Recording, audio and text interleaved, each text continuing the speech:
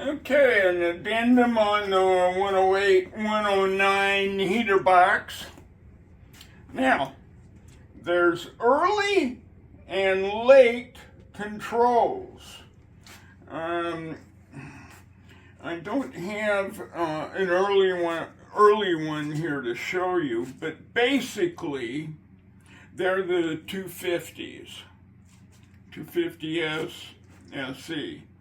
And the difference is, instead of having these flexible knobs, it's a piece of plastic that extrudes out with a little button on it. Now, when you're pulling out this heater box with an early car, you can simply force this in against the box, put a zip tie around here, and take the box and the controls out as one assembly.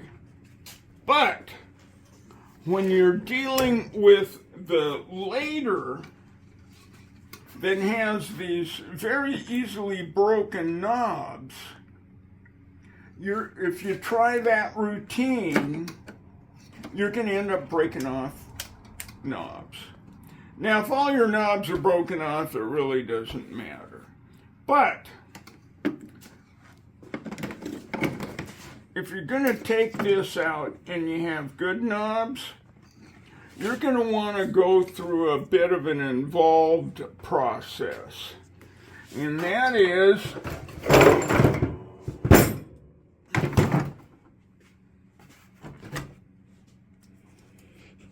you're going to want to disconnect these cables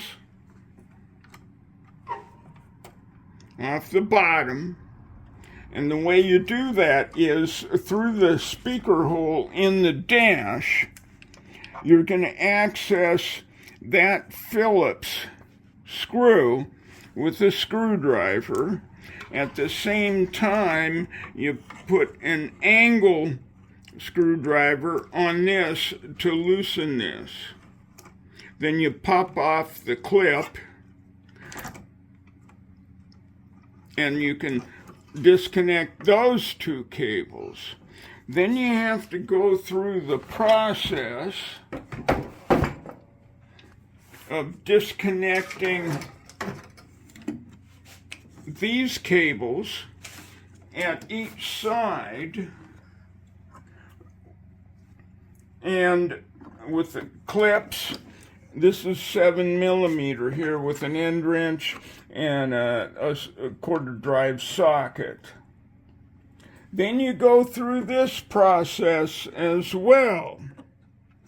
Now, it's very important, before you start this process of removing cables, that you make a list of each cable and how much the cable wire extends through the fastener,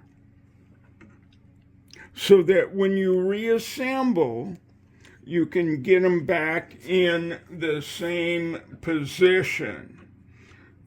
So the distance from the lock nut to the end of the wire.